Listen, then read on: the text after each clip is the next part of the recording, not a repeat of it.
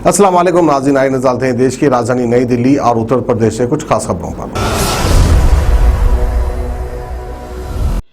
आप सभी का स्वागत है सच न्यूज में। आइए जानते हैं उत्तर प्रदेश और देश की राजधानी से कुछ खास खबरें।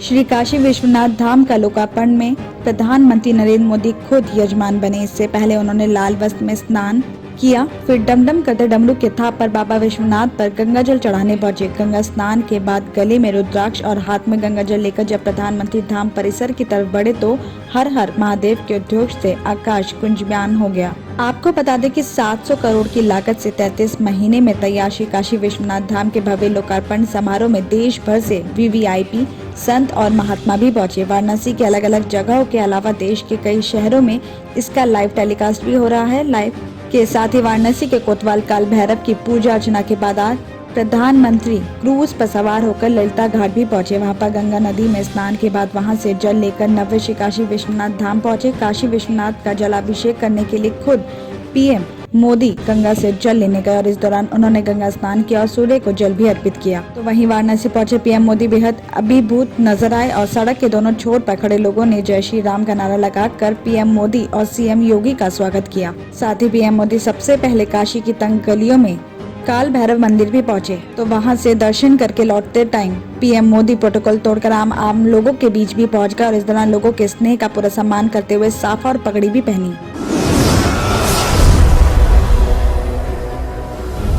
प्रधानमंत्री नरेंद्र मोदी आज काशी विश्वनाथ कॉरिडोर का लोकार्पण कर रहे हैं। काशी विश्वनाथ मंदिर को नया रूप दिया गया और अभी इसे और भी भव्य बनाया गया। तो वहीं इसे लेकर सपा अध्यक्ष अखिलेश यादव ने ट्वीट करके काशी विश्वनाथ कॉरिडोर को क्रोनोलॉजी जारी की है।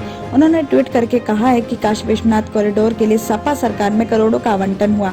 सपा सरकार में कॉरिडोर के साथ भवनों का अधिग्रहण भी शुरू हुआ। मंदिर कर्मियों के लिए मानदेय तय किया गया। उन्होंने मुख्यमंत्री योगी आदित्यनाथ पर तंज कसते हुए कहा कि पैदल जीवी बताएं कि सपा सरकार के वरुणा नदी के स्वच्छता अभियान को क्यों रोका और मेट्रो का क्या हुआ। और इसी के साथ सपा अध्यक्ष अखिलेश यादव ने भी दावा किया है कि काशी कॉरिडोर की नींव सपा सरकार ने रखी है। उन्होंने ये भी कहा कि जरूरत पड़ी तो डॉक्यूमेंट्स भी देंगे और साथ ही बीजेपी के कामों पर सवाल भी उठाए हैं। उन्होंने कहा कि बीजेपी जो भी काम गिना रही है वो सपा की देन है। इस बीच उन्होंने काशी कॉरिडोर की नींव सपा सरकार में रखे जाने का दावा किया है। उनका दावा है कि सियासी गलियारे में चर्चा का विषय बना हुआ है।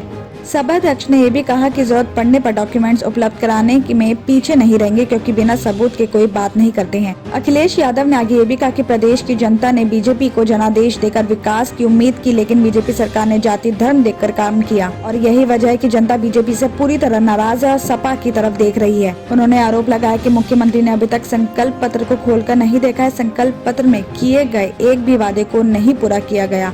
ऐसे में अब जनता उन्हें पलटने जा रही है। किसान परेशान है, उन पर जीप चढ़ाई गई, अनाथ पशु घूम रहे हैं, नदियां गंदी हैं, बेरोजगार करा रहे हैं, हॉस्पिटल में पहुंचने वालों को ऑक्सीजन नहीं मिली है। हर तरफ बद इंतजामी और बेकारी की कीमत बीजेपी को चुकानी पड़ेगी। आम आदमी पार्टी ने रविवार को लोनी में तिरंगा संकल्प यात्रा रैली निकाली। रैली में भारी संख्या में लोग शामिल हुए। राज्यसभा सांसद संजय सिंह ने कार्यकर्ताओं को संबोधित भी किया। लोनी बॉर्डर थाने के पास से राशिद अली गेट तक तिरंगा यात्रा निकाली गई। दिल्ली के कई विधायक इस यात्रा में शामिल हुए और अपने संबोधन में संजय सिंह ने बताया कि उनके पार्टी उत्तर प्रदेश में सभी सीटों पर चुनाव लड़ने जा रही है। नोएडा का शो विंडो कहे जाने वाले सेक्टर 18 बाजार को अब कनॉट प्लेस की तर्ज पर विकसित किया जाएगा। आने वाले दिनों में यहाँ रंग बिरंगी लाइटें, जगह जगह फव्वारे और खुशबूदार फूलों के गमले दिखाई देंगे। तो वहीं स्वच्छता के साथ ही तारों को अंडरग्राउंड करके पब्लिक फैसिलिटीज पर भी यहाँ ध्यान दिया जाएगा। प्राधिकरण के विशेष कार्याधिकारी इंदु प्रकाश ने बताया कि सेक्टर 18 बाजार को नोएडा का मिनी कनॉट प्लेस भी कहा जाता है और ऐसे में इसका रख रखाव भी उसी तरह से किया जाएगा। बाजार के सौंदर्यीकरण का नाम और काम चल रहा है। यहाँ 200 से ज्यादा फूलों के गमले लगाए जा चुके हैं। जो काम पहले से किए गए हैं उनका भी रखरखाव ठीक से हो, ये सुनिश्चित किया जाएगा। साथ ही जो भी वेंडर जगह जगह बैठे उन्हें सिर्फ वेंडर जोन में ही बिठाया जाए।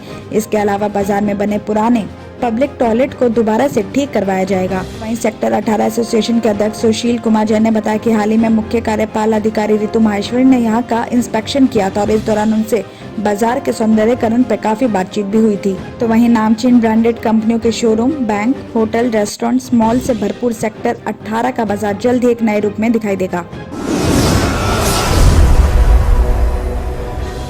शिवसेना सांसद संजय राउत के खिलाफ दिल्ली के मंडावली थाने में एफआईआर दर्ज की गई है। आरोप है कि एक निजी मराठी चैनल को दिए गए इंटरव्यू में सांसद संजय राउत ने बीजेपी कार्यकर्ताओं के खिलाफ बेहद आपत्तिजनक टिप्पणी की थी। इसके बाद बीजेपी महिला मोर्चा की राष्ट्रीय महासचिव दीप्ति रावत भारद्वाज ने मामले की शिकायत मामले मंडावली थाने में की है। दीप्ति ने आरोप लगाया है कि उनकी टिप्पणी से बीजेपी कार्यकर्ता अपमानित महसूस कर रहे हैं। अपनी शिकायत में दीप्ति की तरफ से इंटरव्यू की प्रति भी पुलिस को सौंपी गई है। जांच के बाद पुलिस ने रविवार को इस संबंध में आईपीसी की धारा 500 और 509 यानी मानहानि और अपशब्दों का प्रयोग का मामला दर्ज कर लिया है। मंडावली थाना पुलिस इस मामले की जांच भी कर रही है। साथ ही पूर्वी जिले के वरिष्ठ अधिकारी मामले पर बोलने से बचते रहे। दीप्ति ने मांग की थी कि सांसद के खिलाफ छेड़छाड़ की धाराओं में भी मामला दर्ज किया जाना था। इस मामले में शिवसेना सांसद संजय राउत ने कहा है कि दिल्ली में मेरे खिलाफ एफआईआर राजनीतिक उद्देश्यों को पूरा करने और मेरी आवाज को दबाने के लिए की गई है।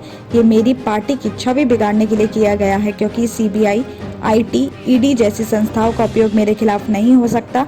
मैं एक सांसद हूँ और मेरे खिलाफ गलत शिकायत दर्ज करने के किसी को बढ़ावा देना ठीक नहीं है।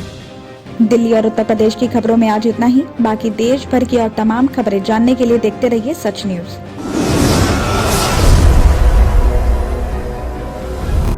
Dr. Farhana's Polyclinic Diagnostic Maternity and Scanning Center by Dr. Farhana Al-Jabri।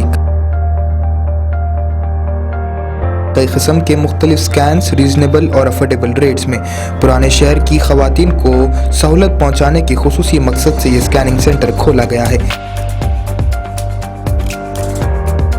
Doctor Farhana अल-जाबरी और दूसरे एक्सपर्ट्स की निगरानी में खुसूसी लेडीज और बच्चों का इलाज किया जाता है।